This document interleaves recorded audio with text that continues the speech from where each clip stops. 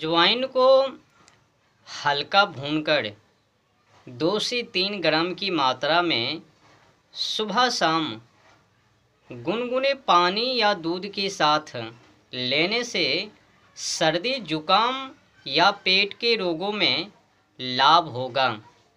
लिख लीजिएगा, अजवाइन को हल्का भूनकर, अजवाइन समझते हो जिसे कुछ जगहों पर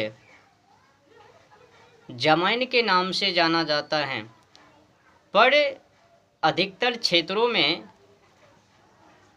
अजवाइन के नाम से ही जाना जाता है। पर जो व्यक्ति अजवाइन के नाम से नहीं जानता तो जमैन